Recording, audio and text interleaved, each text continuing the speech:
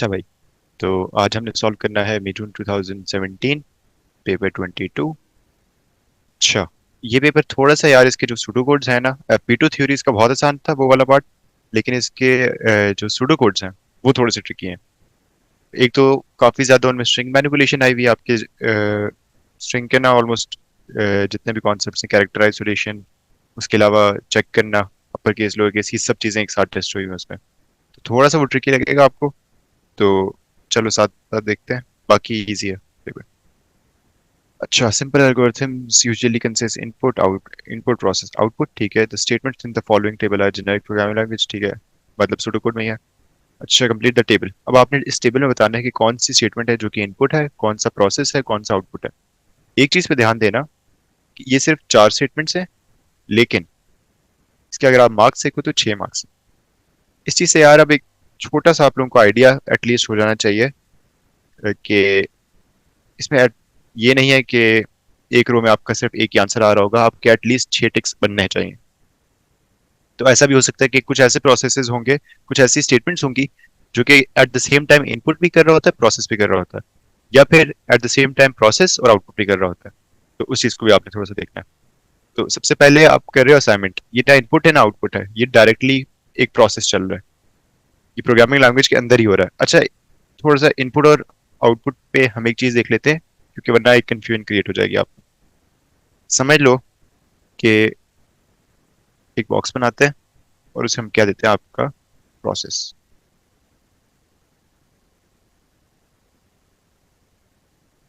ये हमारा प्रोग्राम है। अब इस प्रोग्राम को आप लोगों ने देख के ना, इसके हिसाब से बताओ इनपुट क्या होगा। इनपुट इज एनीथिंग जो बाहर से किसी भी सोर्स से इस प्रोग्राम को आ रही है। अब वो सोर्स एक यूजर भी हो सकता है, वो सोर्स आपकी फाइल भी हो सकती है, वो सोर्स कुछ भी हो सकती है। मतलब कि या तो यूजर इनपुट कर रहा होगा या आप फाइल से डेटा रीड कर रहे होगे, कुछ भी। तो वो जब तक प्रोग्राम को मिल रही है ना, वो इनपुट है। आउटपुट क्या है? जो प्रोग्राम बाहर कोई चीज दे रहा है, वो यूजर की तरफ भी हो सकता है, वो एक फाइल की तरफ भी हो सकता है, और भी एग्जांपल्स हो सकती हैं इसकी। लेकिन एटलीस्ट इस केस में ये एग्जांपल चल रही है। तो इस चीज को मद्देनजर रखते हुए आप लोगों ने आगे के सवाल देखने हैं। अच्छा, डिस्प्ले राइट स्ट्रिंग 1,5। तो अब ये देखो, डिस्प्ले क्या करेगा? डिस्प्ले इज बेसिकली आउटपुट का इक्वलेंट। तो आउटपुट तो यहाँ पे हो रहा है, लेकिन आउटपुट के साथ साथ एक और काम भी हो रहा है, यहाँ पे एक प्रोसेसिंग भी हो रही है। आप स्ट्रिंग 1 को पहले प्रोसेस कर रहे हो राइट फंक्शन लगा के, उसके बाद उसे आउटपुट कर रहे हो। तो एट द सेम टाइम यहाँ पे पहले प्रोसेसिंग हो रही है, उसके बाद आउटपुट हो रहा है, तो प्रोसेस पे भी टिक लगा दो। उसके बाद अच्छा, read file my file comma string 2, मतलब कि आप माई फाइल से डेटा रीड करते हो और अपने प्रोग्राम के अंदर स्ट्रिंग 2 में स्टोर कर रहे हो। तो यहाँ पे अब देखो क्या होगा। आप कह रहे हो रीड फाइल, रीड फाइल का क्या मतलब है? ये एक फाइल पड़ी हुई है जिससे आपने डेटा उठाया, डेटा उठा के आप अपने प्रोग्राम के अंदर लेके आए, प्रोग्राम के अंदर जा रहा है डेटा, तो इनपुट। तो रीड फाइल क्या होगा? इनपुट होगा। उसके बाद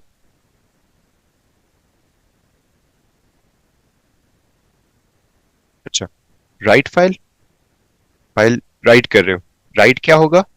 आउटपुट। प्रोग्राम से डेटा बाहर जा रहा है एक फाइल के अंदर, प्रोग्राम से बाहर, तो आउटपुट।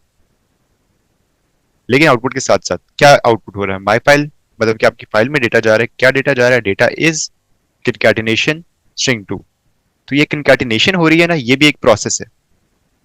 मतलब कि उस डेटा पे आप कोई ना कोई प्रोसेस लगा रहे हो ना, कोई प्रोसेसिंग हो रही है डेटा के ऊपर। तो इसे इसमें आप प्रोसेस को भी टिक करोगे, आउटपुट को भी टिक करोगे, इनपुट को ना टिक करना, क्योंकि यहाँ पे इनपुट नहीं हो रहा है, यहाँ पे आउटपुट हो रहा है डेटा। तो ये आपके 6 मार्क्स इन 6 टिक्स के थे। अच्छा, नेक्स्ट क्वेश्चन।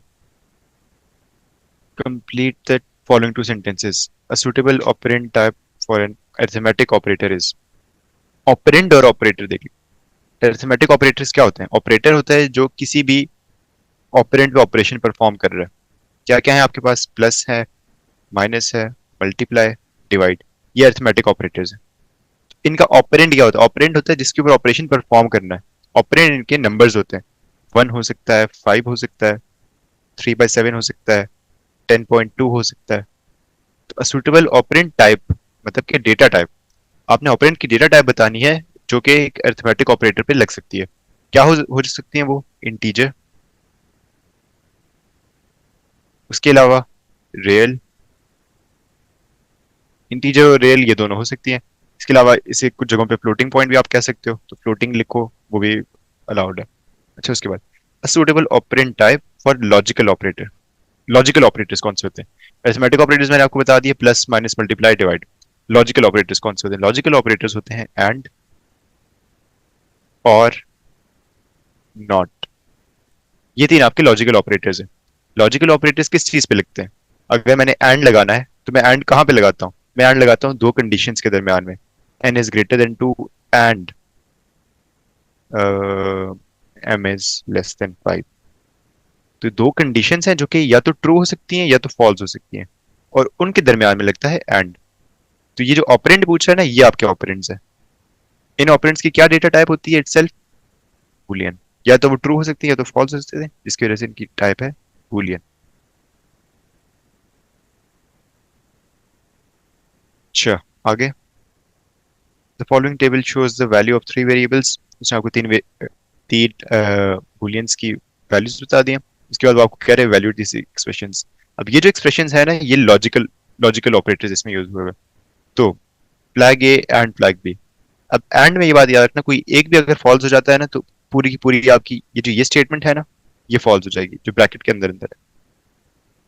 अच्छा, फ्लैग ए ट्रू, फ्लैग बी फॉल्स। अगर फ्लैग बी फॉल्स है तो ये पूरी स्टेटमेंट आपकी रिप्लेस हो जाएगी फॉल्स से। अब यहाँ पे आ गया फॉल्स, और फ्लैग सी है ट्रू। तो ये पूरी स्टेटमेंट को अगर आप इवेल्युएट करो तो ये यहाँ पे वैलिड होती है फॉल्स और ट्रू। फॉल्स और ट्रू क्या होता है? ट्रू होता है, क्योंकि और ऑपरेटर में आपको एटलीस्ट एक ट्रू चाहिए होता है, जो कि आपको मिल रहा है फ्लैग सी की वजह से। उसके बाद आगे आ जाओ। फ्लैग ए है ट्रू, एंड। अब एंड के बाद इस पूरे एक्सप्रेशन को वैल्यूएट कर लो पहले। ये कह रहा है फ्लैग बी और फ्लैग सी, मतलब कि इन दोनों में से कोई एक भी अगर ट्रू हुआ तो ये पूरा एक्सप्रेशन ट्रू हो जाएगा। फ्लैग सी ट्रू है तो ये पूरा एक्सप्रेशन भी हो जाएगा true. True and true, answer क्या आएगा? ट्रू।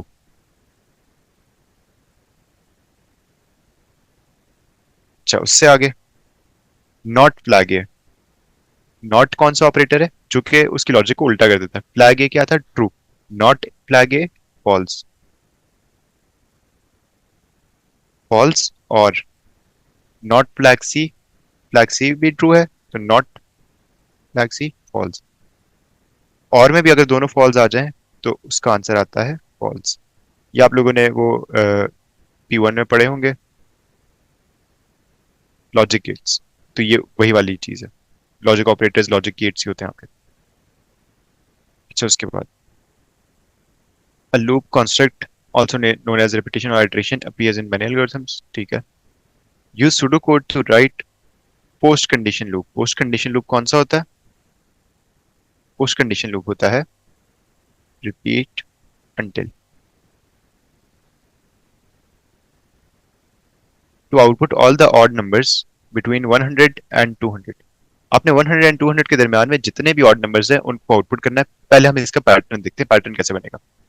अगर 100 और 200 के दरमियान में मैंने सब आउटपुट करने, तो मेरा आउटपुट कुछ इस तरह होगा: 101, 103, 105, 107, 109, 111, अप टिल क्या? 199। 199 मेरा लास्ट ऑड नंबर होगा। तो यहाँ पे अब पैटर्न क्या? अब मुझे यहाँ पे रिपीट लगाना है, इस चीज को भी जहन में रखो। तो मेरा पैटर्न क्या होना चाहिए? मैं कुछ ऐसे पैटर्न बना सकता हूँ कि मैं एक वेरिएबल बनाऊं जिसकी इनिशियल वैल्यू हो जाएगी 101। 101 के बाद मेरा रिपीट का लूप लगेगा। रिपीट के लूप में पहले मैं उसे आउटपुट करूंगा, उस वेरिएबल को।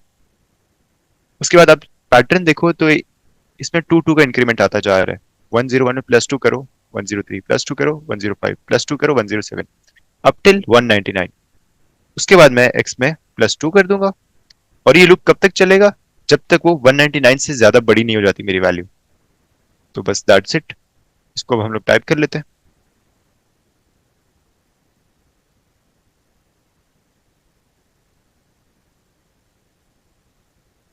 अच्छा, एक्स सबसे पहले डिक्लेयर कर लेते हैं। Declare as teaser. अच्छा, एक्स को इंटीजर हमने डिक्लेयर कर दिया। अब एक्स को इनिशियल वैल्यू हमें क्या देनी है? एक्स को इनिशियल वैल्यू हम लोग देंगे 101 अपनी आसानी के लिए।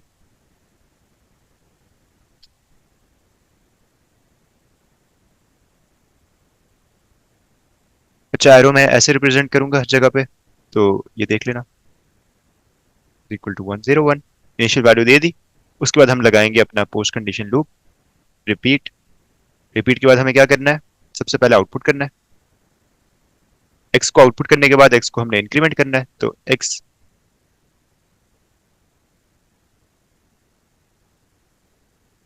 इज इक्वल टू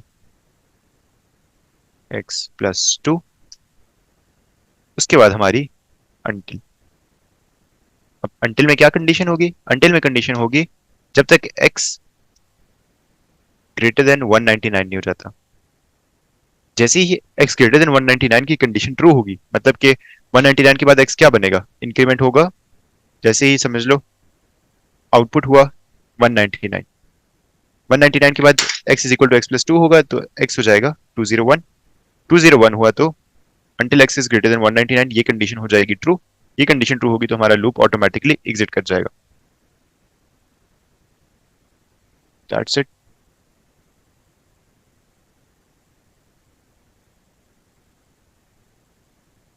उसके अलावा आप लोग करना चाहो तो एक और अप्रोच इसकी ये हो सकती है कि आप x को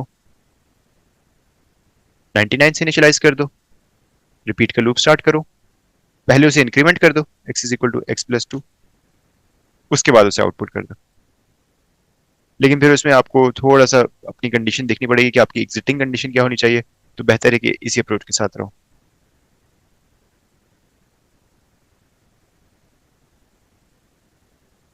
अच्छा, उसके बाद a multi-user computer system maintains a text file containing the ID and preferred name for each user। एक टेक्स्ट फाइल है जिसमें आपकी आईडी है और प्रेफर्ड नेम है यूजर्स के लिए। User IDs are unique, preferred names में बी रिपीटेड। नेम्स आपके रिपीट हो सकते हैं, आईडीज हमेशा यूनिक होंगी। अच्छा, उसके बाद step wise refinement is to be applied to the following 3 steps. A user logs in, welcome message is produced. User log in करता है और उसकी बेसिस पे आपका एक वेलकम मैसेज प्रोड्यूस होता है। वेलकम मैसेज में क्या होता है, कैसे प्रोड्यूस होता है? Search for the user ID in the file. User ने जिस आईडी से लॉगिन किया, आपने फाइल के अंदर वो यूजर आईडी सर्च करनी है। जब आपको आईडी मिल जाए तो आपने उसी का कॉरेस्पॉन्डिंग प्रेफर्ड नेम देखना है कि उस आईडी के साथ प्रेफर्ड नेम क्या लिखा हुआ है, और आपने आउटपुट उसकी बेसिस पे कर देना है, उसके प्रेफर्ड नेम को यूज करके। अच्छा, describe the goal of step wise refinement. Step wise refinement का गोल क्या होता है? स्टेप वाइज रिफाइनमेंट हम क्यों यूज करते हैं? हम लोग स्टेप वाइज रिफाइनमेंट यूज करते हैं to break down a problem into simpler task which are easier to perform. हम लोग स्टेप वाइज रिफाइनमेंट इसलिए यूज करते हैं कि हमारे लिए उस प्रॉब्लम को ब्रेक डाउन करके ना फिर एक छोटे छोटे हम लोग टास्क बना लेते हैं, और उन टास्क को अचीव करना आसान होता है। चलो, किस तरह, मैं आपको एग्जांपल देता हूँ इसी के कॉन्टेक्स्ट में। मैं आपको सिर्फ ये बात बोलता कि यूजर लॉगिन करे और आपने बस एक वेलकम मैसेज जनरेट करना है एक फाइल में से, तो आपको कुछ खास शायद समझ ना आए। और अगर मैं उस चीज को ब्रेक डाउन कर दूं इस तरह 3 स्टेप्स में, कि आपने क्या करना है, आपने यूजर आईडी इनपुट लेनी है, उसके बाद आपने उसे फाइल में सर्च करना है, उसका कॉरेस्पॉन्डिंग प्रेफर्ड नेम निकालना है और उसे आउटपुट करना है। तो ये हमने उसे ब्रेक डाउन कर दिया। ब्रेक डाउन करके हमारे लिए आसानी होती है उसे सॉल्व करने की। अच्छा, उसके बाद इनिशियल आइडेंटिफायर टेबल बन गया है। As a part of stepwise refinement a section of the table is shown. अब आपने ये टेबल कंप्लीट करना है। अच्छा, identifiers. Search user ID. Search user ID क्या है? जो यूजर आईडी इनपुट करेगा, जो यूजर की अपनी आईडी है जिससे वो लॉगिन करेगा, इसकी डेटा टाइप क्या होगी? स्ट्रिंग होनी चाहिए, क्योंकि हमने ये फाइल में रखनी है। अच्छा, file user ID. File user ID भी स्ट्रिंग ही होगी। और फाइल यूजर आईडी हम लोग क्यों यूज कर रहे हैं?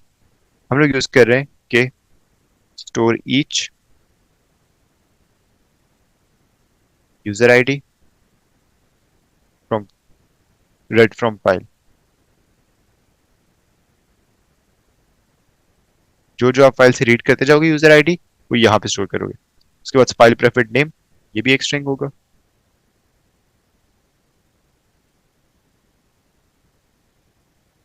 स्टोरिंग प्रेफर्ड नेम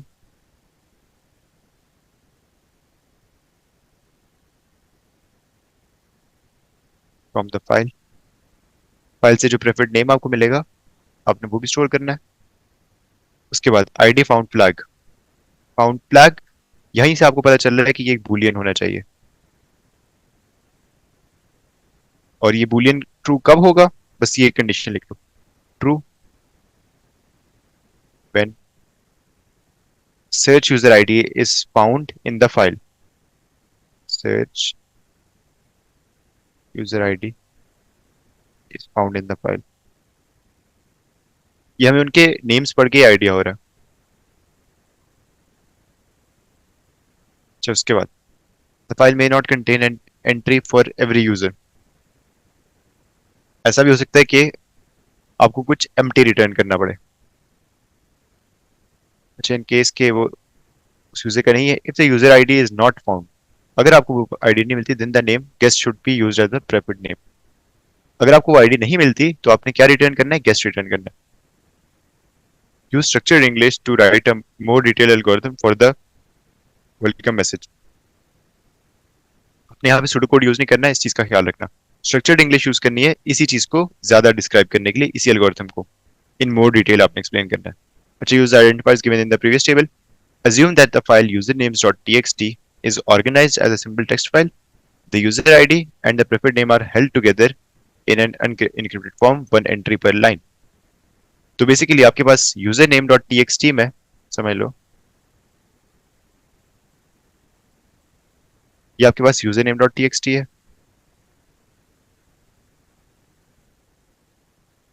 जिसमें आपके पास हर हर लाइन पे एक यूजर का डेटा पड़ा हुआ है। लेट्स से उसकी आईडी 101, उसके बाद उसका नाम पड़ा हुआ है, उसकी आईडी 102, उसके बाद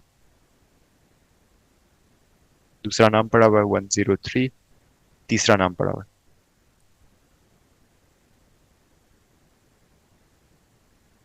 आपने क्या करना है, जो यूजर आईडी इनपुट करेगा, let's say user ID input करता है 102, आपने इस फाइल में आइटरेट करना है। आपने ढूंढना है पहले तो आप ये पूरी की पूरी लाइन उठाओगे ना, इस लाइन में से फिर आप ये आईडी एक्सट्रैक्ट करोगे। अच्छा अब आपने स्ट्रक्चर्ड इंग्लिश में करना है तो आपको एक्जैक्टली ये काम करना नहीं है, आपने बस बताना है कि हम इसमें से एक्सट्रैक्ट कर लेंगे। जो बात मैं आपको अभी एक्सप्लेन कर रहा हूँ इसी को इंग्लिश में लिखना है बेसिकली। तो हमने ये एक्सट्रैक्ट करना है, इसे इसके साथ कंपेयर करना है। अगर इनका मैच हो जाता है तो हमने इस नेम को आउटपुट करना है विद अ सुटेबल मैसेज। साथ ही हमारा जो ये बुलियन है ये ट्रू हो जाएगा। अगर ऐसा नहीं होता तो हमने आगे जाना है। यहाँ पे हमने इसे एक्सट्रैक्ट किया, इसे एक्सट्रैक्ट करने के बाद हमने देखा कि ये दोनों इन दोनों का मैच है, इन दोनों का मैच है, तो हमारा जो आउटपुट मैसेज है वो इस नेम की बेसिस पे बन जाएगा। लेट्स से अब एक और केस हो सकता है कि हमने आईडी इनपुट की 150 जो कि यहाँ पे एग्जिस्ट नहीं करती, तो क्या होगा, अब आपका लूप कहाँ पे टर्मिनेट करेगा, आपका लूप टर्मिनेट करेगा जब आपकी फाइल एंड हो जाएगी। तो हमारी एग्जिट करने की दो कंडीशंस हैं। एक कंडीशन ये है कि हमें वो मिल जाता है फाउंड, दूसरी कंडीशन है एंड ऑफ फाइल कि हमारी फाइल एंड हो जाती है। इन दोनों कंडीशंस पे आपने एग्जिट करना है। अगर आपको वो चीज मिल जाती है और आपने मतलब इसे एक्सट्रैक्ट करना है फाइल का डेटा और उसे कंपेयर करना है, अगर आपको मिल जाता है तो प्रेफर्ड नेम आउटपुट करना है, अगर नहीं मिलता तो हमने गेस्ट के नाम के साथ आपका आउटपुट मैसेज लिखना है। तो बस अब यही बातें आपने स्ट्रक्चर्ड इंग्लिश में एक्सप्लेन करनी है।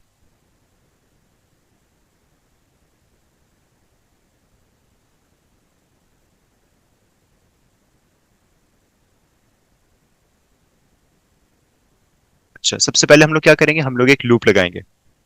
तो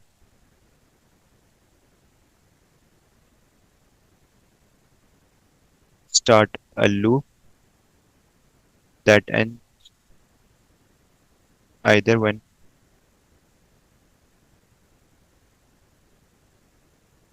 द फाइल एंड्स और when the ID is found. दो कंडीशंस पे आपका वो लूप एग्जिट करता है। उसके बाद आपने लूप तो स्टार्ट कर लिया, अब उस लूप के अंदर हमने क्या करना है, हमने read every line from the file the name dot T आपने यूजर नेम डॉट टी में से हर लाइन रीड करके, ठीक है, उसके बाद अब क्या करना है आपने, उसका जो यूजर आईडी वाला पार्ट है वो आपने स्टोर करना है फाइल यूजर आईडी के अंदर, और जो आपका प्रेफर्ड नेम वाला पार्ट है वो आपने स्टोर करना है फाइल प्रेफर्ड नेम के अंदर।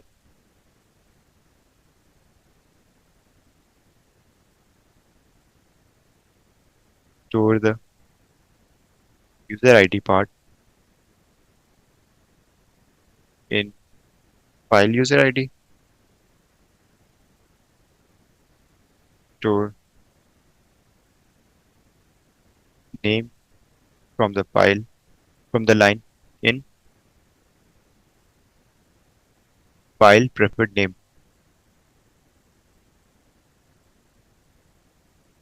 फाइल प्रेफर्ड नेम, अच्छा अब आपने स्टोर कर लिया, उसके बाद आपने कंपेयर करना है यूजर के इनपुट आईडी को फाइल यूजर आईडी से। बल्कि इफ भी लगा लेते हैं हम, if file user ID is equal to search user ID.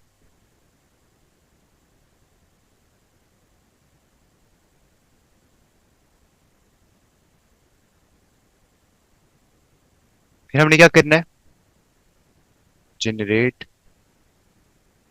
Suitable message using preferred name, साथ ही आपने कर देना है set ID found flag to true. ID found flag जैसे ही ट्रू होगा तो आपका ये वाला लूप खुद ब खुद एग्जिट कर जाएगा। जब ये लूप एग्जिट कर जाएगा तो उसके बाद आपने बस अपना प्रोग्राम एंड कर देना है।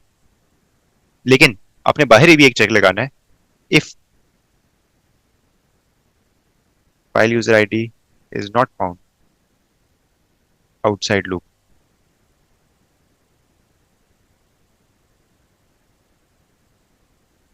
चलो after loop ends,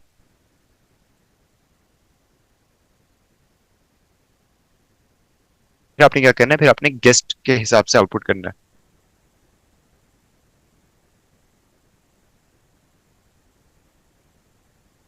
output message with guest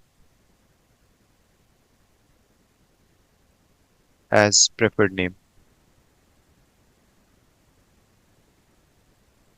और जो प्रेफर्ड नेम को इटसेल्फ तो आपने यूज किया हुआ है, तो दैट्स इट। अब इसको सूडो कोड भी आपको लिखना हो तो इतना मसला नहीं होना चाहिए। आप बेसिकली क्या कर रहे हो, आप एक लूप लगा रहे हो, उस लूप के अंदर आप हर लाइन को रीड कर रहे हो, हर लाइन को रीड करने के बाद आप कंपैरिजंस कर रहे हो, अगर आपको मैच मिल जाता है तो आपने वहीं पे आउटपुट किया, आउटपुट के साथ आपने इसको ट्रू कर दिया। जब ये ट्रू हो गया तो ऑटोमेटिकली अगली आइटरेशन में आपका लूप एग्जिट हो जाएगा। फिर नीचे एक कंडीशन लगी होगी, if ID flag ID found flag,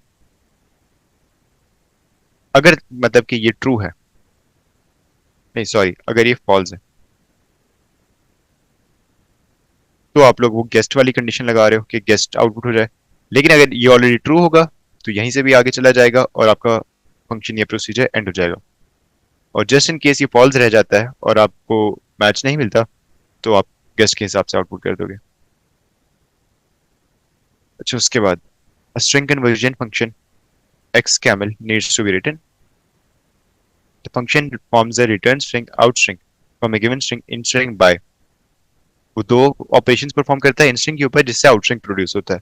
separating the original words, a word is assumed to start with the capital letter. जैसे आपका कैपिटल लेटर आता है तो आपने क्या करना है, उन वर्ड्स को सेपरेट कर देना है। सेपरेट कैसे करना है वो हम देखते हैं। Converting all characters to lower case, उसके साथ साथ आपने लोअर केस में भी कन्वर्ट करना है। इन स्ट्रिंग आपको मिला माई यूजर इनपुट। अब माई यूजर इनपुट में हमें कैसे पता वर्ड कहाँ पे अलग है, जहां जहां पे आपको एक अपर केस लेटर मिल रहा है और वो upper case letter first index पे नहीं है, क्योंकि फर्स्ट इंडेक्स से पहले तो आपने स्पेस नहीं डालनी ना। आपने क्या करना है, आपने बीच में स्पेस डाल देनी, यहाँ पे भी यहाँ पे भी। और उस स्पेस के साथ साथ आपने ये भी इंश्योर करना है कि ये जो पूरा का पूरा है ना ये लोअर केस में है। हमने ये दो बातें इंश्योर करनी है। हमें सूडो कोड गिवन है, हमने बस कमेंट्स देख के उसकी बाकी लाइंस देखनी।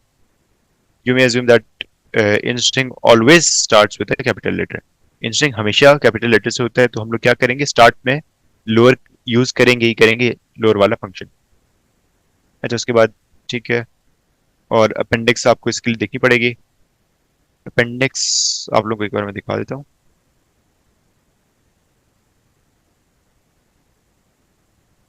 इसमें हमारे काम के फंक्शन ज्यादातर अपर केस और लोअर केस वाली हैं। अच्छा, लोअर केस के लिए क्या है, एल केस का फंक्शन है जिसमें आप एक कैरेक्टर देते हो, तो वो उसको आपका लोअर केस रिटर्न करता है। और अगर वो कैरेक्टर इटसेल्फ लोअर केस ही है तो वो अनचेंज रहता है। Is not an upper case alphabet character. अगर वो लोअर केस है तो वो लोअर केस ही रहेगा, अगर वो अपर केस है तो वो लोअर केस में कन्वर्ट हो जाएगा। अपर केस क्या करता है, अगर वो लोअर केस है तो उसे अपर केस में कन्वर्ट करता है, अगर वो अपर केस है तो वो अपर केस में ही रहता है। ये दो आपको आने चाहिए, उसके अलावा मॉड डिव ये तो नहीं यूज होंगे, बस ये दोनों यूज होने।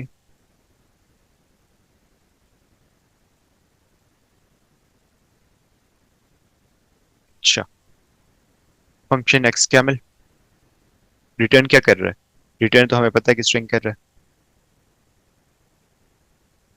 और हमें ये भी पता है कि उसका पैरामीटर है इन स्ट्रिंग के नाम से। लोग लिख लेंगे इन स्ट्रिंग एज स्ट्रिंग। अच्छा, नेक्स्ट चार से हमें खुद पता चल रहा है कि ये एक कैरेक्टर होना चाहिए। उसके बाद डिक्लेयर डैश या स्ट्रिंग, इसको हम बाद में देख लेंगे, इंटीजर को भी बाद में देख लेंगे। Initialise the return string, return string को हम इनिशियलाइज क्या करेंगे, एम्प्टी इनिशियलाइज करेंगे, क्योंकि हमें पता है कि हम उसे स्क्रैच से बना रहे हैं। और उसका नाम था out string, out string is empty. और ये जो आपने डिक्लेयर स्ट्रिंग करना था, यहाँ पे आप आउट स्ट्रिंग लिख दो, क्योंकि हमें यहाँ से पता चल गया आउट स्ट्रिंग ये है। उसके बाद loop through in string to produce out string. अब आपने लूप लगाना है, तो लूप हमेशा कहाँ तक का लगता है, उसकी लेंथ तक का, फ्रॉम फर्स्ट टू लास्ट। आपने लास्ट तक जाना है तो लेंथ, ये भी अपेंडिक्स में गिवन है, of in string, length of in string का लूप लग गया। उसके बाद नेक्स्ट कैरेक्टर, ये तो मैं आप लोगों को पिछले 3-4 लेक्चर्स में बता चुका हूँ। कैरेक्टर आइसोलेशन हम लोग कैसे करते हैं, कैरेक्टर आइसोलेशन करने के लिए हमें एन यूज करना पड़ेगा यहाँ पे। तो हम लोग करेंगे मिड इन स्ट्रिंग, उसके बाद जो भी आइटरेशन के लिए हमारे पास वेरिएबल है एन, और उसकी लेंथ होगी 1, ताकि एक टाइम पे एक ही कैरेक्टर आ जाए। तो ये मिड रिटर्न करेगा बारी बारी हर character. Check if upper case का चेक, ये भी जहन में रखना। अब नेक्स्ट चार में हमारे पास ना एक टाइम पे एक ही कैरेक्टर होगा, तो अपर केस का चेक करने के लिए हम लोग क्या करेंगे, कोई चीज अपर केस कब कब होती है, जब वो greater than equal to A है and less than equal to G है, इसका मतलब है कि वो अपर केस है। तो if next char is greater than equal to upper case में A and next char is less than और इक्वल टू अपर केस में जी, अगर वो इन दोनों की इक्वल है उनकी आस की, तो ऑब्वियस सी बात है कि वो अपर केस ही होगी। अच्छा, if n is greater than 1, n क्या था आपका, एन आइटरेटर था, जो कि देख रहा होता है कि आपका कौन सा कैरेक्टर अभी चल रहा है। अगर वो फर्स्ट कैरेक्टर नहीं है, तो हमने क्या करना है, उसमें स्पेस ऐड कर देनी है। तो आउटस्ट्रिंग में हम लोग स्पेस को कंकैटिनेट कर देंगे। हम लोग ये क्यों लगा रहे हैं, if n is greater than 1, अगर हम ये कंडीशन ना लगाते तो ये जो माई यूजर इनपुट है ना, हम लोग अभी क्या कर रहे हैं, हम लोग माई यूजर इनपुट में हर कैरेक्टर पे जा रहे हैं और देख रहे हैं क्या वो कैपिटल है या नहीं। तो हम लोगों ने एम को देखा, एम तो कैपिटल है। फिर हमने ये देखना है कि एन की वैल्यू 1 से बड़ी है या नहीं। अगर एन की वैल्यू 1 से बड़ी नहीं है तो हमने स्पेस नहीं डालनी, अगर 1 से बड़ी है तो हमने बीच में स्पेस डाल देनी, क्योंकि बड़ा कैरेक्टर क्या बता रहा है कि एक नया वर्ड शो हो रहा है, तो नए वर्ड से पहले स्पेस होनी चाहिए। लेकिन एक कंडीशन में नए वर्ड से पहले स्पेस नहीं होनी चाहिए, जब वो पहला वर्ड हो। अगर हम ये एन इज ग्रेटर देन वाली कंडीशन ना लगाते, तो हमारा स्ट्रिंग कुछ इस तरह बनता है, माई यूजर, मतलब स्टार्ट में हमारे पास एक स्पेस होती है जो कि हमें नहीं चाहिए। तो हम लोग ये चीज इंश्योर करने के लिए एन इज ग्रेटर देन 1 लगा रहे हैं, और आउटस्ट्रिंग में हम लोग अब कंकैटिनेट कर देंगे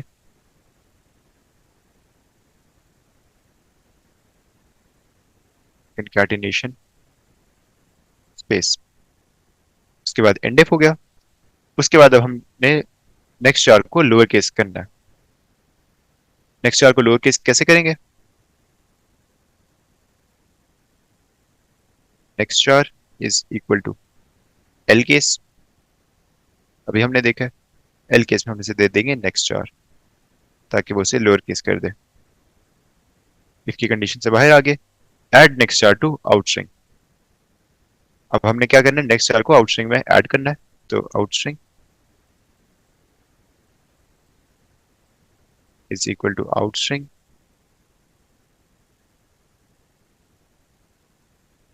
कैटिनेटेड विद नेक्स्ट चार। उसके बाद एंड फॉर, उसके बाद आपने रिटर्न करना है, तो हम लोग रिटर्न क्या करेंगे, आउटस्ट्रिंग को ही रिटर्न करेंगे।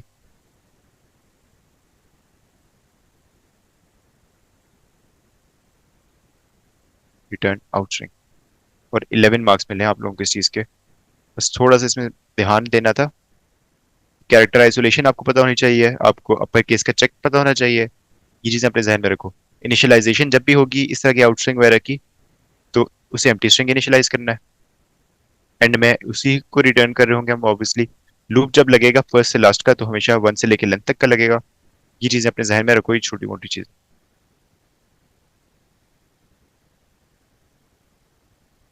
अच्छा, आगे बढ़ते हैं। High level programming languages have features that support modular approach. Modular approach क्या होती है कि आप एक प्रोग्राम को मॉड्यूल्स में डिवाइड करते हो और फिर बारी बारी उन मॉड्यूल्स को अचीव करते हो। इसे हम कहते हैं मॉड्यूलर अप्रोच। अच्छा, one such feature is the use of parameters. उसके अलावा दो अलग और फीचर्स क्या है? पैरामीटर्स के अलावा मॉड्यूलर अप्रोच अचीव करने के लिए हम लोग क्या यूज करते हैं? हम लोग प्रोसीजर्स, उसके अलावा फंक्शंस, उसके अलावा, हाँ ठीक है, ये दो लिख लो। उसके अलावा आप लोकल वेरिएबल्स लिख लो। तो ये कुछ एग्जांपल्स हैं मॉड्यूलर अप्रोच को अचीव करने के। उसके अलावा पैरामीटर्स है जो कि उसने ऑलरेडी लिखा हुआ है। अच्छा, consider the following pseudo code. उसने एक सूडो कोड दिया हुआ है, और वो चलो सूडो कोड देख लेते हैं। सूडो कोड में ऊपर एक प्रोसीजर बन रहा है, प्रोसीजर माइप्रॉक, जो कि क्या करता है, एक्स को इंक्रीमेंट करता है और बस प्रोसीजर एंड हो जाता है। उसके बाद दरम्यान में कुछ और लाइंस है। अच्छा, ये प्रोसीजर यहाँ पे डिक्लेयर हुआ है और नीचे प्रोसीजर कॉल हो रहा है। आपने एक्स को वैल्यू दी 4, उसके बाद आपने कहा कॉल माइप्रॉक, और उसके बाद आपने एक्स की वैल्यू को आउटपुट किया। अब यहाँ पे आपका ग्लोबल वेरिएबल्स का, लोकल वेरिएबल्स का, बाय रेफरेंस का और बाय वैल्यू का कॉन्सेप्ट बहुत ज्यादा क्लियर होना चाहिए, तभी आप लोग बता सकते हो कि यहाँ पे क्या हो रहा है। अच्छा, parameter X is use to pass data to procedure. There are two parameter passing methods that could be used. ठीक है, कंप्लीट द फॉलोइंग टेबल। ठीक है, पैरामीटर पासिंग मेथड्स दो क्या है पहले वो देख लो। पहला है बाय रेफरेंस, दूसरा है बाय वैल्यू। इसके फिर आपने बताना है कि आउटपुट क्या होगा। अगर वो बाय रेफरेंस है तो आउटपुट क्या होगा, x4, और आउटपुट यहाँ पे हो रहा है प्रोसीजर कॉल होने के बाद। और बाय वैल्यू है तो आउटपुट क्या होगा, और उसको हमने एक्सप्लेन भी करना है। तो चलो हम लोग पहले देख लेते हैं बाय रेफरेंस और बाय वैल्यू होते क्या है एक्चुअल। बाय रेफरेंस, अच्छा देखो, जब भी आप कोई वेरिएबल बनाते हो तो आपकी ये रैम है। हमेशा जो भी हम वेरिएबल्स बनाते हैं प्रोग्राम्स के अंदर ना, वो हमारी रैम के अंदर बनते हैं। ये आपकी रैम है। मैंने एक वेरिएबल बनाया है x इक्वल्स टू 4। इस रैम के बाहर इस जगह का नाम x हो गया। अच्छा, ये बिल्कुल इस तरह नहीं होता, लेकिन आप लोगों की फिलहाल अजम्पशन के लिए, आप लोग एक्सप्लेन करने के लिए ये तरीका ठीक है। रैम के अंदर उस जगह पे, उस जगह का नाम x रख दिया मैंने, और उसके अंदर वैल्यू चलेगी 4। अब x के साथ साथ ना इसका एक एड्रेस भी होता है। लेट्स से उसका एड्रेस है 100। अच्छा, इसके बाद अब मैंने कॉल किया कॉल प्रोसीजर। समझ लो ये मैं कॉल कर रहा हूँ बाय वैल्यू। जब मैंने बाय वैल्यू इसको एक्स दिया ना बाय प्रोसीजर को, तो क्या होगा, वो देखेगा इस पैरामीटर को, वो इस पैरामीटर की कॉपी बना लेगा। इस पैरामीटर को एज इट इज कॉपी करेगा एक लोकल स्कोप के अंदर। समझ लो अब ये पूरा माई प्रोसीजर चल रहा है रैम के अंदर ही। वो कह रही है माई प्रोसीजर का स्कोप है, जिसके अंदर वो एक और एक्स बना रहा है, लेकिन इस एक्स का एड्रेस हो सकता है लेट से 110, और इसके अंदर चला गया 4। इसके बाद जब वो कह रहे हैं ना X equals to X plus 4, तो वो अपने स्कोप के अंदर, उसका स्कोप क्या है, उसका स्कोप ये है, वो इससे बाहर देख ही नहीं सकता। उसकी जो पूरी दुनिया है ना इस पूरे प्रोसीजर की, वो यही है, इससे बाहर वो देख ही नहीं सकता। तो वो कहेगा X is equal to X plus one, उसके सामने तो एक ही एक्स है, उसे सिर्फ इसी एक्स का पता है, वो इस एक्स को इंक्रीमेंट करेगा, इस एक्स की वैल्यू होगी 5। उसके बाद वो एंड प्रोसीजर करेगा, जब एंड प्रोसीजर करेगा तो ये सब कुछ मिट जाएगा, वापस रैम से खत्म हो जाएगा, और हम लोग वापस अपने कंट्रोल हमारा इसी एक्स के पास आ जाएगा, और आउटपुट एक्स। अब जब हम आउटपुट एक्स, एक्स करेंगे, एक्स की वैल्यू क्या है 4, तो बाय वैल्यू में हमें पता चल गया उसकी वैल्यू 4 ही आउटपुट होगी। अब हम देखते हैं बाय रेफरेंस में क्या होगा। अच्छा, बाय रेफरेंस में हमने एक्स को value 4 the, call my procedure x. अब बाय रेफरेंस है, बाय रेफरेंस में क्या होता है, वो आपका जो एड्रेस होता है ना, वो एड्रेस देता है उस प्रोसीजर को। अब फिर से माय प्रोसीजर बना,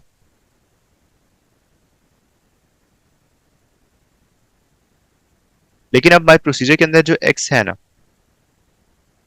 वो एक्स में इटसेल्फ वैल्यू नहीं है, उसमें एक पॉइंटर है जो कि पॉइंट कर रहा है इस जगह पे।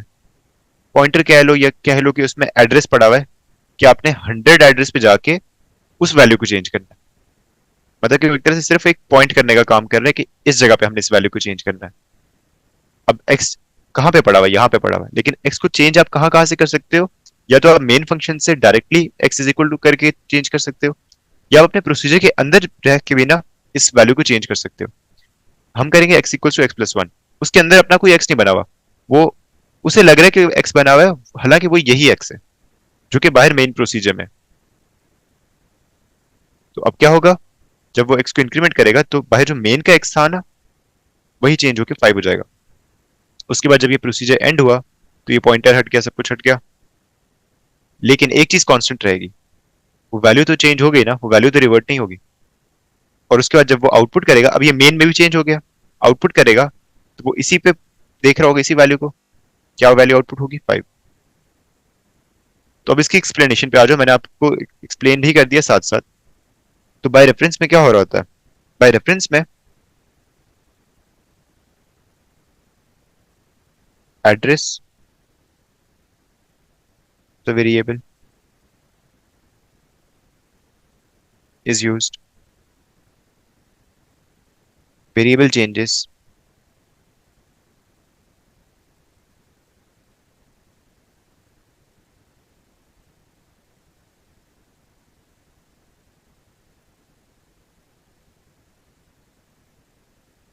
in main function। जो आपका मेन फंक्शन जो कॉलिंग एरिया है ना, बल्कि इस तरह ना लिखो, इससे थोड़ा confuse, original variable also changes, जो आपने कॉल करने के लिए यूज किया था वो वेरिएबल भी चेंज होता है।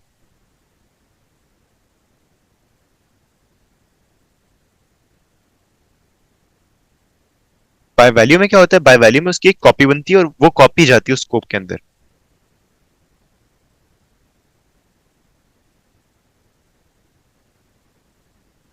कॉपी ऑफ वेरिएबल पास्ट,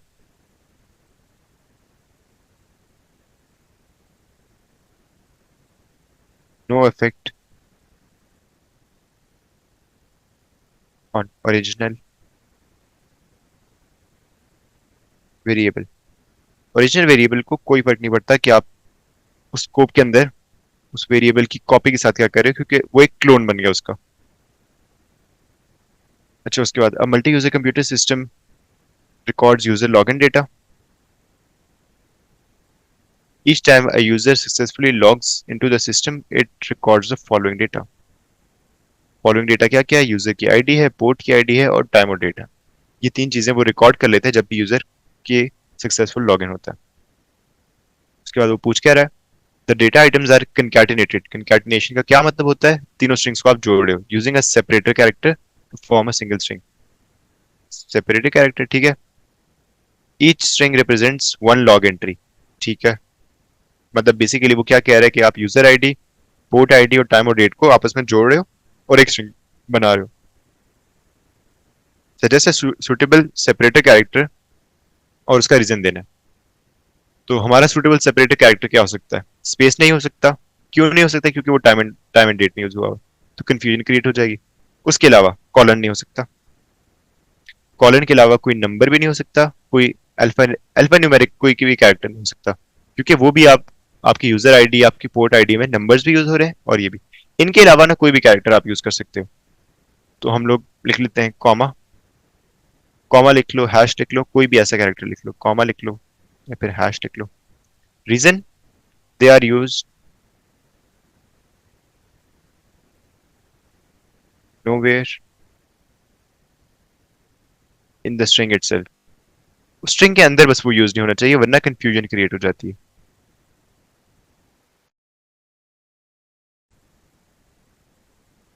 अच्छा, उसके बाद concatenated strings are stored in an array, log array, which may contain up to 20 log entries। तो log array का साइज क्या होगा? 20। Use pseudocode to declare log array। और आपने log array को डिक्लेयर करना है।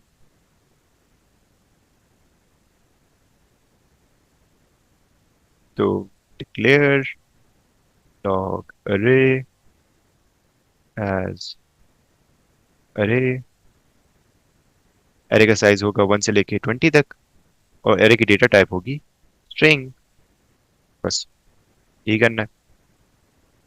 उसके बाद a procedure log events is required to add log entry data from log array to the existing text file। अच्छा, existing text file, existing text file से उसने आपको आपका फाइल मोड बता दिया। अगर वो कहता है ना क्रिएट अ टेक्स्ट फाइल या into a new text file कुछ भी, तब आपका राइटिंग मोड क्या होता है? Right data file opening mode. उसने कहा existing text file. Existing text file का मतलब है कि login file dot T x T में ऑलरेडी डेटा एग्जिस्ट करता है। जब एग्जिस्ट करता है तो आपने इसे किस में खोलना है? अपेंड में। तो इन कीवर्ड्स पे थोड़ा ध्यान दिया करो। एग्जिस्टिंग टेक्स्ट फाइल का मतलब ही है ओपन इट इन अपेंड। तो उसके बाद unused array elements are assigned with the value of steric steric steric steric। ये भी इंपॉर्टेंट इन्फॉर्मेशन है कि ऐसा भी हो सकता है कि array कुछ unused एलिमेंट्स है array में जिसमें कोई डेटा एंट्री नहीं पड़ी हुई, कुछ में एंट्री पड़ी होगी। इस तरह से इन चार को कंकैटिनेट करके आईडी, टाइम, वो चीज है, और कुछ में स्टेरिक पड़ा होगा। दिस कैन अकर एनीवेयर, ऐसे नहीं कि एंड में। This can occur anywhere in the array and should not be written to the file. तो शुड नॉट बी रिटन, आप इस चीज को कैसे इंश्योर करोगे? आप एक इफ की कंडीशन लगाओगे कि अगर वो जो आपके एरे के इंडेक्स पे स्टैटिक स्टैटिक स्टैटिक स्टैटिक नहीं है, सिर्फ तब राइट करो, उसके अलावा राइट ना करो। राइट प्रोग्राम कोड हमारा होता नहीं, हम तो सुडो कोड ही लिखेंगे। तो चलो 4 लाइंस हम लोग छोड़ेंगे डिक्लेरेशंस के लिए। तो डिक्लेयर के लिए 2 लाइंस 3 लाइंस चलो छोड़ देते हैं। उसके बाद हम लोगों ने क्या करना है? हमने सबसे पहले फाइल को ओपन करना है। ओपन फाइल, फाइल का नाम login file dot TXT, login file dot TXT, और फाइल मोड मैंने अभी बताया है, और अपेंड। अपेंड मोड में आपने फाइल को ओपन कर लिया। उसके बाद अब हमने क्या करना है कि लॉग एरे में जितना भी डेटा है, लॉग एरे में कितना डेटा है? 20 एंट्रीज है, ये बात तो हमें पता है, उसने खुद बताई है। तो हम लोग क्या करेंगे? फॉर आई, इसको छोड़ देना भाई। चलो, for i equals to 1 to 20, क्योंकि 1 से लेके 20 तक आपके एरे के इंडेक्स है। 1 से 20 में आपने क्या करना है? आपने वो डेटा लिखना है जो इस एरे में डेटा है। एरे का नाम क्या है? Log array. लॉग एरे में जो डेटा है वो आपने लिखना है अपनी लॉगिन फाइल में। लेकिन बस एक मसला है, वो मसला ये है कि वो डेटा कभी कभी स्टेरिक भी हो सकता है, तो आपने स्टेरिक्स को अवॉइड करना है। तो स्टेरिक को अवॉइड कैसे करेंगे हम लोग? एक इफ की कंडीशन लगेगी बस।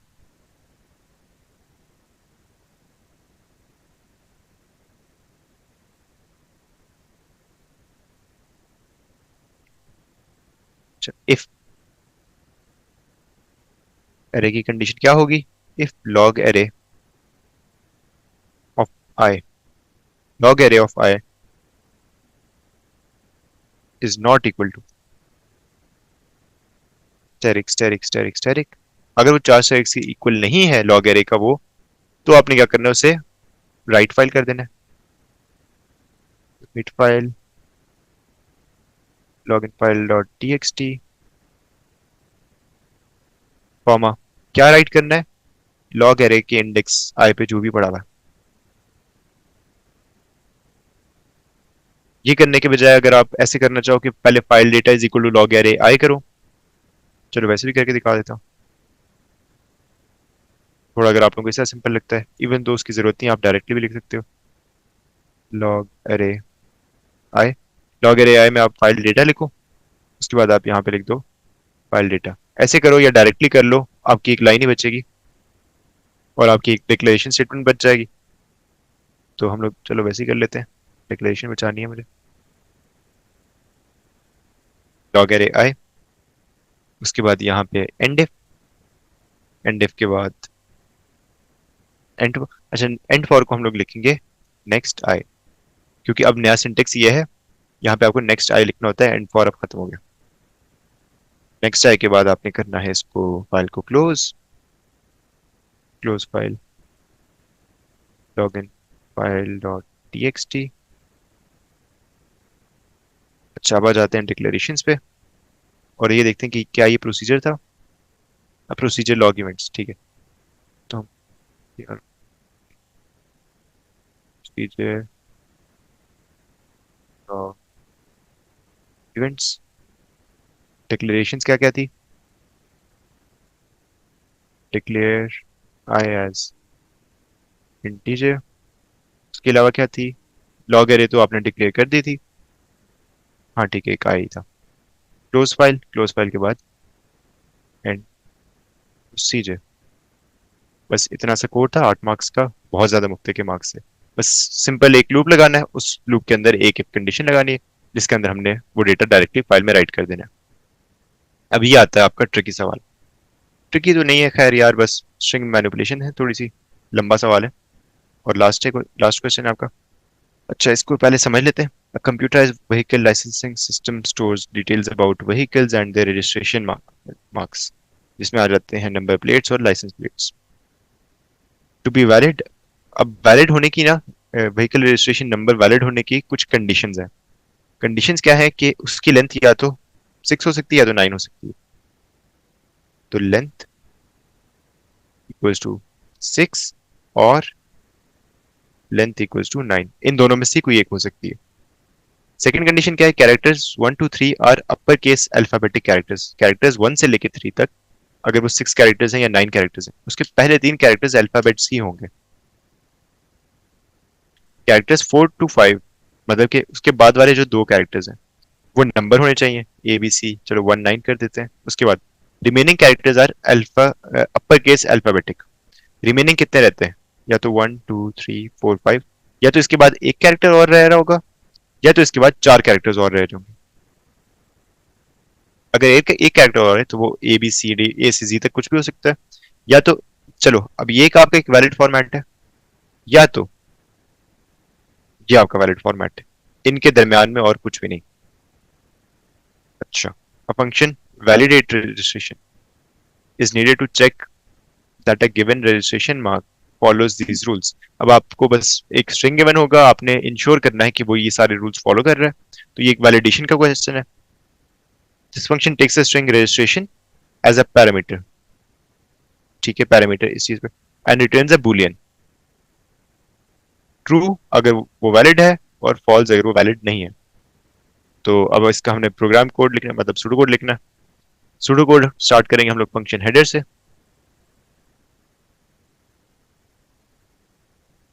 तो फंक्शन, फंक्शन का नाम है वैलिडेट रजिस्ट्रेशन, जो कि ले रहा है एक पैरामीटर। पैरामीटर का नाम है रजिस्ट्रेशन, जो कि है स्ट्रिंग।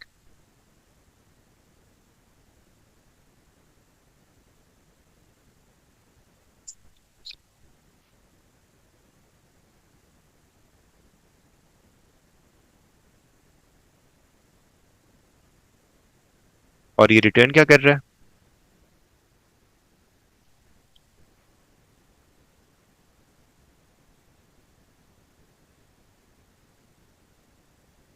चीज रजिस्ट्रेशन एज स्ट्रिंग, और ये फंक्शन रिटर्न करता है Boolean.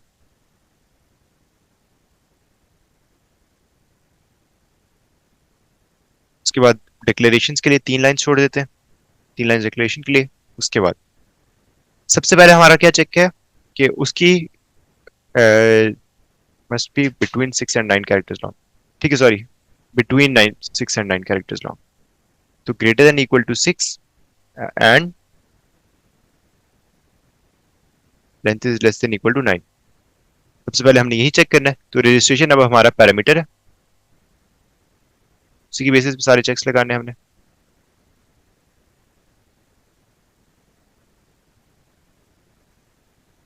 If length of registration, तो यहाँ पे हमने अभी कुछ फ्लैग्स भी बनाने हैं, पहले उस चीज को देख लेते हैं। हम लोग एक क्या काम करते हैं, एक हम फ्लैग बना लेंगे। फ्लैग का नाम क्या रखें, इज वैलिड, जिसको हम लोग स्टार्ट में रखेंगे ट्रू। ट्रू रखने से हमें क्या फायदा है, फायदा यह है कि किसी भी पॉइंट पे हमें कोई भी ऐसी कंडीशन मिलती है ना जो कि इसको इनवैलिडेट कर देती है, तो हम उसे वहीं से डायरेक्ट फॉल्स कर देंगे, फॉल्स में चेंज कर देंगे।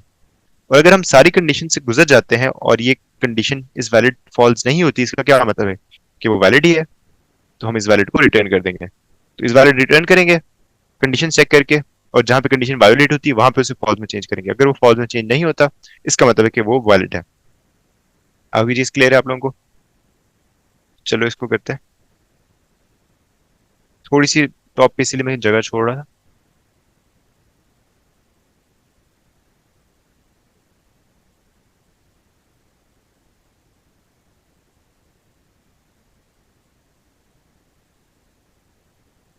इस वैलिड, इस वैलिड को हम लोग इनिशियलाइज करेंगे ट्रू से। पहली कंडीशन पे आ जाते हैं। पहली कंडीशन है लेंथ की। If length of registration is greater then, चलो इज लेस देन फॉल्स, हम बस फॉल्स वाली कंडीशन देखिए क्योंकि हमें फॉल्स वाली कंडीशन पे उसे इस वैलिड को फॉल्स करना है। इज लेस देन 6 और length of registration is greater than 9। ये हमारी दोनों फॉल्स की कंडीशंस है, या तो 9 से बड़ी हो या तो 6 से छोटी हो। इन दोनों कंडीशंस में हमने क्या करना है, इस वैलिड को देन इज वैलिड को कर देंगे फॉल्स। अगर ऐसा नहीं है, एल्स, मतलब कि पहला टेस्ट केस तो हमारा पास हो गया, हमने उसकी लेंथ को चेक कर लिया। उसके बाद अब हमने क्या करना है, हमने उसके पहले 3 कैरेक्टर्स को चेक करना है जो कि तीनों के तीनों अपर केस होने चाहिए। तो हम लोग पहले 3 कैरेक्टर्स के लिए क्या करेंगे, एक तो ये है कि आप उसके 3 कैरेक्टर्स बारी बारी चेक कर लो। दूसरा ये है कि आप डायरेक्टली उसमें लूप लगा दो। हम लूप लगाते हैं ताकि लाइंस हमारी कम यूज हो। फॉर आई,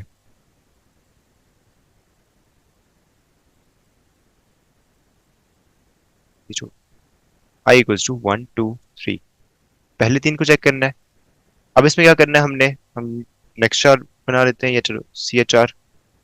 एक हमने कैरेक्टर डिक्लेयर किया जिसमें हम लोग इसको आइसोलेट करेंगे, आइसोलेट करना जरूरी है। रजिस्ट्रेशन कॉमा आई कॉमा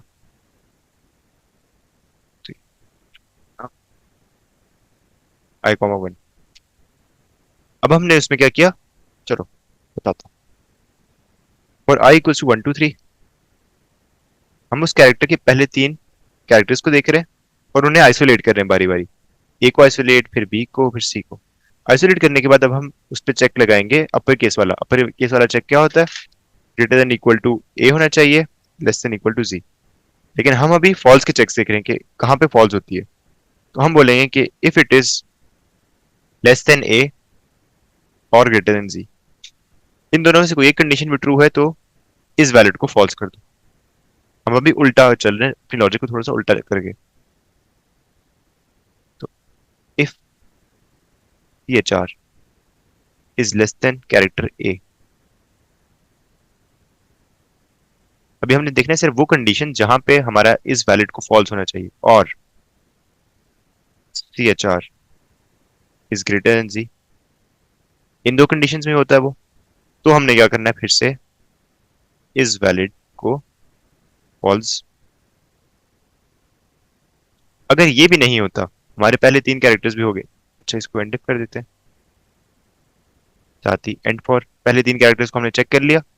अब हमें हमारे कैरेक्टर 4 और कैरेक्टर 5, इन दोनों को क्या होना चाहिए, इन दोनों को एक नंबर होना चाहिए। अगर ये दोनों नंबर नहीं होंगे, उस कंडीशन में इज वैलिड फिर से फॉल्स हो जाएगा। एक और लूप लगा लेते हैं आगे, for i equals to 4 to 5। 4 to 5 लगाओ, या बेसिकली दो लाइंस बेशक इस तरह लिख दो कैरेक्टर को, 4, 1 और 5, 1, लेकिन लाइन थोड़ी सी ज्यादा लगेंगी। अब इस फॉर लूप पे आपने फिर से यही काम करना है, कैरेक्टर को आइसोलेट करना है हमने। कैरेक्टर को आइसोलेट करने के बाद अब हमने चेक करना है, अगर वो नंबर ना हो तो इफ, देखते हैं हम लोग क्या इस नम का हमारे पास अपेंडिक्स में गिवन है। इस नम, नम, नम नहीं। अगर अपेंडिक्स में हमारे पास कभी कभी एक फंक्शन गिवन होता है इज नम, जो कि कैरेक्टर को देख के बताता है कि ये नंबर है या नहीं, तो हम उसे भी यूज कर सकते हैं। यहाँ पे नहीं है गिवन, तो हम लोग खुद देखेंगे। If C H R is less than 0 और C H R is greater than 9, 0 से 9 तक ही हो सकते हैं आपके नंबर्स। उस केस में भी हमने क्या करना है, इज वैलिड को फॉल्स कर देना है। हमने ये कंडीशंस भी चेक कर ली। अब इन कंडीशंस के बाद क्या कंडीशन आती है, इसके बाद 4 से 5, उसके बाद रिमेनिंग कैरेक्टर्स। रिमेनिंग कैरेक्टर्स कितने हो सकते हैं आगे, जितने भी हैं, क्योंकि हमने लेंथ तो ऑलरेडी हमने इंश्योर कर ली है कि वो 6 से 9 के दरमियान में हो। आखिरी लूप हमारा लगेगा इसकी लेंथ तक, और आई इक्वल्स टू 6। 5 तक तो चेक कर ली, 6 to कहाँ तक का, लेंथ ऑफ रजिस्ट्रेशन तक का, क्योंकि वो 6 भी हो सकती है और 6, 7, 8, 9 कुछ भी हो सकती है। तो लेंथ ऑफ रजिस्ट्रेशन तक। अब हर जो कैरेक्टर है ना, आपके हर कैरेक्टर के लिए जरूरी है कि वो अल्फा न्यूमेरिक सिर्फ अल्फाबेट हो। तो फिर से हम लोग वही कंडीशन लगाएंगे, if C H R is less than A और C H R is less than G, then इस वैलिड को हम लोग कर देंगे फॉल्स। अगर उसने ये सारे टेस्ट केसेस सरवाइव कर लिए, तो इसका मतलब इस वैलिड अभी तक ट्रू ही है। उसके बाद एंड फॉर हो गया। इस एंड फॉर के बाद जो आपका मेन इफ था, इफ लेंथ वाला, जिसका एल चल रहा था, ये सब कुछ एल्स में हुआ है, इसको हम लोग एंड इफ करेंगे। इस एंड इफ के बाद हम लोग कर देंगे रिटर्न इज वैलिड। तो या तो इस वैलिड में ट्रू होगा या तो फॉल्स होगा, और एंड फंक्शन। एक बार मैं आप लोगों को रिकैप दे देता हूँ हम लोगों ने किया क्या पूरी अप्रोच का।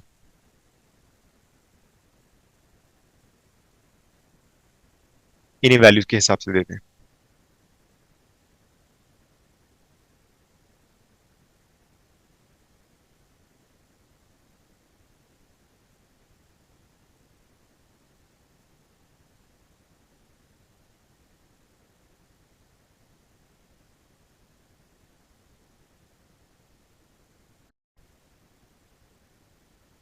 अच्छा, हम लोग देख लेते हैं अब। सबसे पहले हम लोग क्या करेंगे, सबसे पहले हम लोग ये चीज इंश्योर करेंगे कि ये 6 से लेके 9 के दरमियान में इनकी लेंथ होनी चाहिए। तो इसकी लेंथ देखेंगे, 1, 2, 3, 4, 5, 6, 7, 8, 9। 9 है, तो 6 से 9 तक हो सकती है। तो ठीक है, पहला चेक हमारा हो गया लेंथ का। उसके बाद हमारा लूप लगेगा जिसमें हम लोग पहले तीन कैरेक्टर्स आइसोलेट करेंगे बारी बारी। देखेंगे पहला कैरेक्टर ठीक है, इसकी वजह से भी कुछ नहीं होगा इस वैलिड को, सेकंड से भी इस वैलिड को कुछ नहीं होगा, तीसरे से भी इस वैलिड को कुछ नहीं होगा, क्योंकि हम लोग उल्टा चल रहे हैं ना।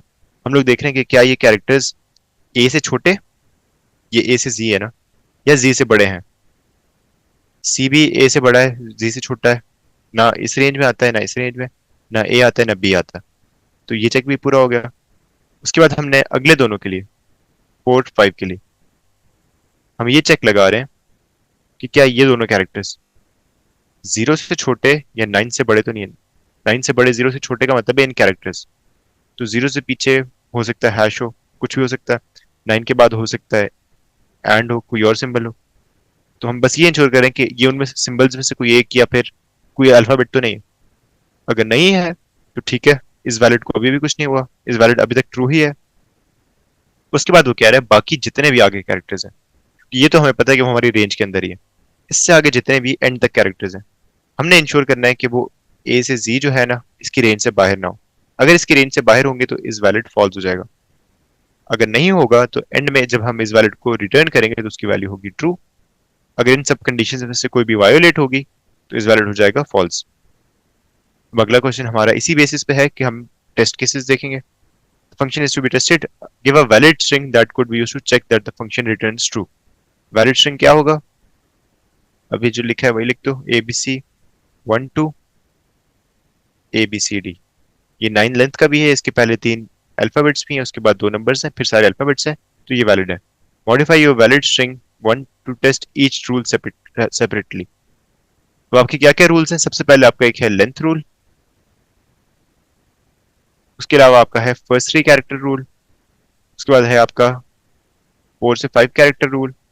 उसके बाद है आपका लास्ट कैरेक्टर्स रूल। तो आपकी ये 4 रूल्स हैं और उसने आपको 4 ही जगह दी हुई है। सबसे पहले हम लोग लिख लेते हैं लेंथ का। लेंथ 6 से 9 के दरमियान होनी चाहिए, तो एक इनवैलिड लेंथ ले लो। हम ले लेते हैं ए बी सी 1 2। ये है 1 2 3 4 5। ठीक है, 6 से कम है, या 6 से कम लो या 9 से ज्यादा लो। Modify your string to test each route separately, explain your choice. अब आपने अपनी चॉइस को एक्सप्लेन करना है कि हमने ऐसा क्यों किया।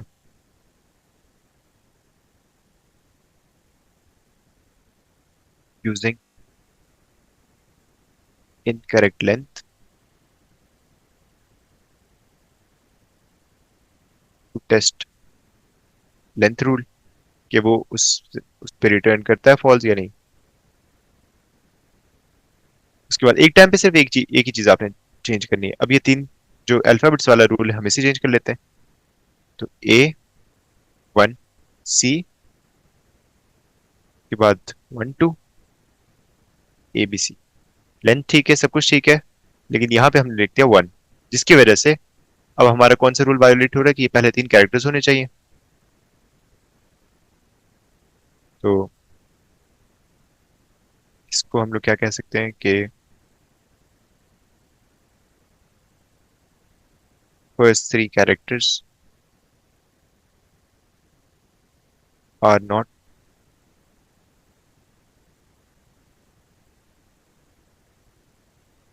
अपर केस अल्फाबेट्स।